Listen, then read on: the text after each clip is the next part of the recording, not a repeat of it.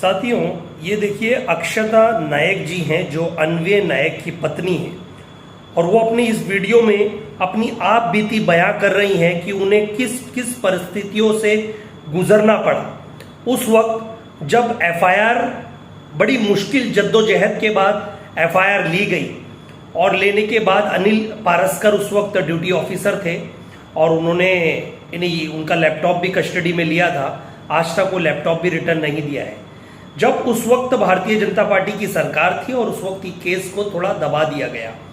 उसके बाद अक्षता नायक जी जो हैं उनकी पत्नी, उन्होंने कहा कि मेरी बेटी और मुझे कुछ होता है कि आए दिन हमें धमकियां आती रहती हैं, ये केस से आप हट जाइए, ये केस वापस ले लीजिए, नहीं तो आपका परिवार को हम कुछ भी कर सकते हैं। ऐसी उन्होंने ये भी कहा है कि अगर मुझे और मेरी बेटी को किसी तरह से कोई धमकी आती है या फिर मुझे कुछ होता है तो उसका जिम्मेदार अर्नब गोस्वामी है, क्योंकि उसके स्टूडियो को रात दिन मेहनत करके मेरे हस्बैंड ने बनाया और उसका जो बकाया पैसा था जो अर्नब गोस्वामी ने नहीं दिया अपनी तानाशाही के चलते, जिसके बाद मेरे हस्बैंड और मेरी सासू माँ ने आत्महत्या कर ली। वो सुसाइड नोट में भी बड़ी ज़बरदस्ती, बहुत रिक्वेस्ट करने के बाद, बहुत तरीके से लीगल एक्शन के बाद वो सुसाइड नोट उन्हें दिया गया।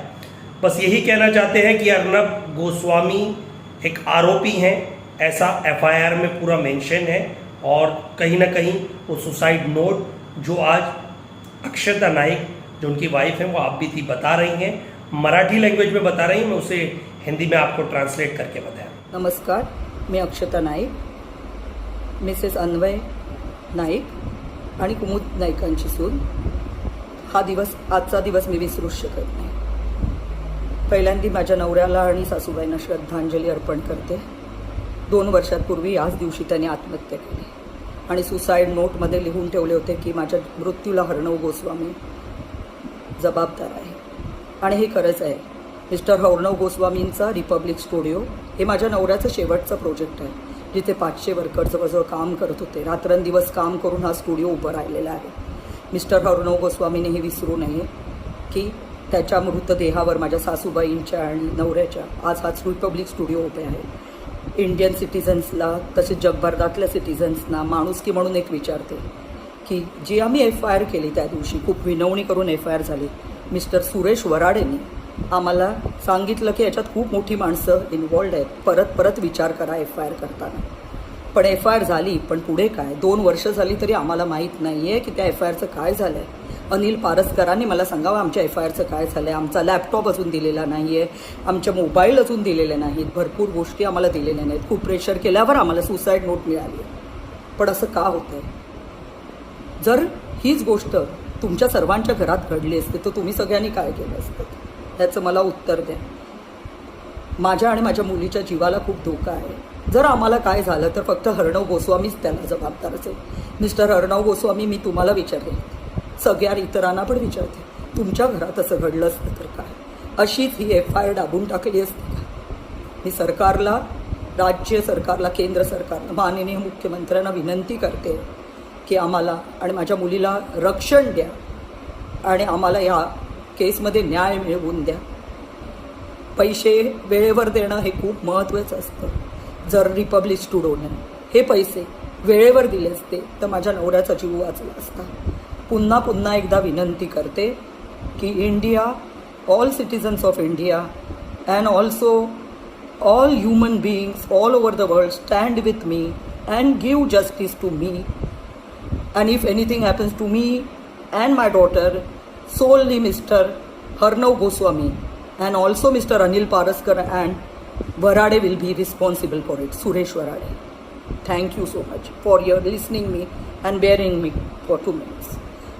अर्नब गोस्वामी को आज अलीबाग पुलिस ने अरेस्ट कर लिया है, लेकिन आज कुछ लोग इसे राजनीति का रंग दे रहे हैं। आखिर मैं इसलिए कह रहा हूं क्योंकि अर्नब गोस्वामी ये वही पत्रकार है जिसने सुशांत सिंह राजपूत की सुसाइड मिस्ट्री को हत्या में तब्दील करने की कोई कमी नहीं छोड़ी थी। यहां तक कि रिया चक्रवर्ती को जेल भिजवाने में भी इसका ही बहुत बड़ा हाथ था।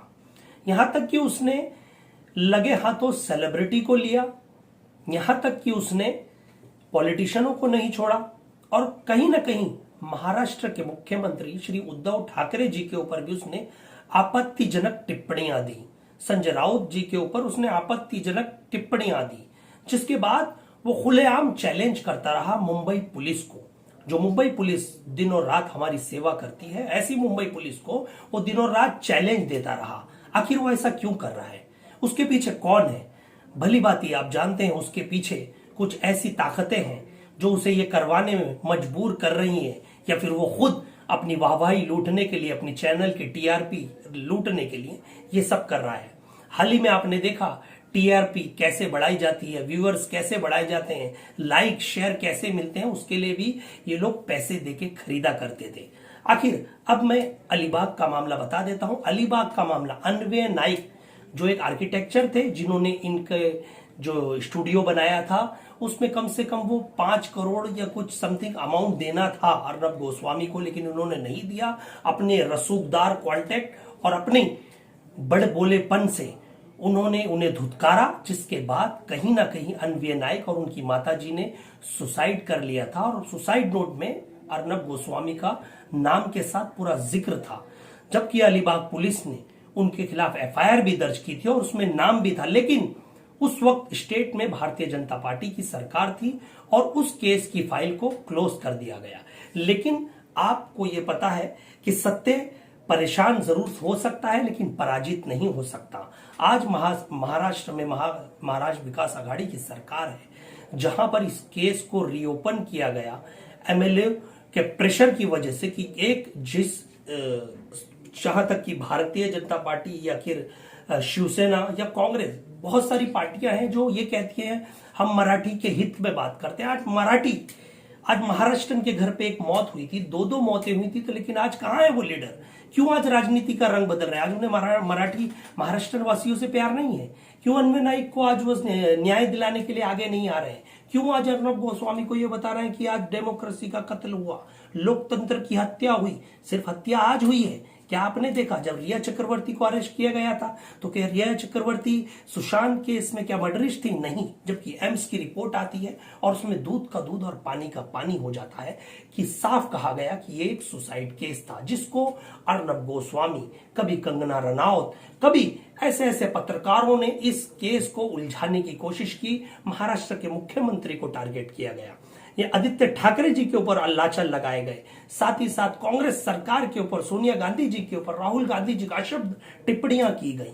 आज ये देश भली बात जानता है, ये चुप नहीं बैठेगा। और मैं पहले भी कह चुका हूं कि कानून के हाथ बहुत लंबे होते हैं। आप कितना बोल लीजिए, कितना चिल्ला लीजिए, आपके चिल्लाने से कानून छुप नहीं जाएगा, सच छुप नहीं जाएगा।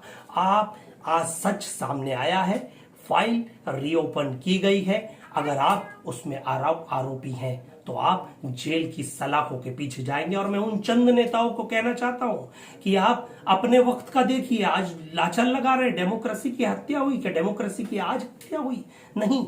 जब दिल्ली में दंगे हुए थे, जब डेमोक्रेसी का कत्ल नहीं हुआ था, जब दिनों रात टीवी पे अभद्र टिप्पणी दे रही थी, जब डेमोक्रेसी का कत्ल नहीं हुआ था, जब आप लोग सीए एनआरसी के नाम पे लोगों को मार रहे थे, जेलों में भेज रहे थे, जब डेमोक्रेसी का कत्ल नहीं हुआ। कत्ल सिर्फ आज हुआ है क्योंकि एक ऐसा पत्रकार जो एक छोटी सोच, छोटी मानसिकता रखने वाला, दिन रात टीवी पे चिल्ला के लोगों को डराने वाला, भड़काने वाला, ऐसे पत्रकार पे अगर महाराष्ट्र पुलिस कार्रवाई करती है तो आपको बड़ी आपत्ति लगती है। और ये कहते हैं कि वक्त हमारा भी आएगा। वक्त सबका आता है साहब, सत्ता है 5 साल आपकी, 5 साल उनकी, लेकिन कानून न कभी बदला है और न बदलेगा।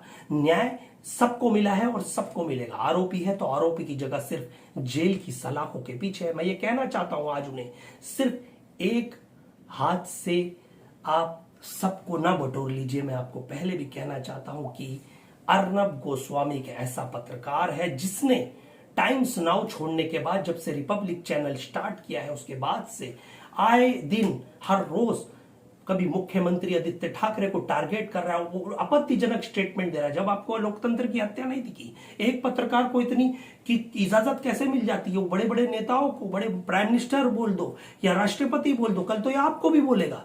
आज ये पाले में है तो ये बात कर रहा है, कल वो पाले में होगा तो दूसरी बात करेगा। आज सोचिए, इस पे राजनीति का षड्यंत्र ना रचा जाए। अर्नब गोस्वामी का नाम ऑन रिकॉर्ड है, सुसाइड नोट पे है, अलीबाग की एफआईआर में है। आप देख लीजिए, एविडेंसेस, विटनेसेस के ऊपर केस चलता है, ट्रायल चलता है, और ट्रायल में अगर अर्नब गोस्वामी आरोपी पाए जाएंगे तो जो उनके ऊपर चार्जेस लगे हैं उनके तहत उन्हें जेल की सलाखों के पीछे रहना पड़ेगा, चाहे वो कोई भी हो। इस देश में कानून से बढ़कर कुछ नहीं होता। जय हिंद, जय भारत।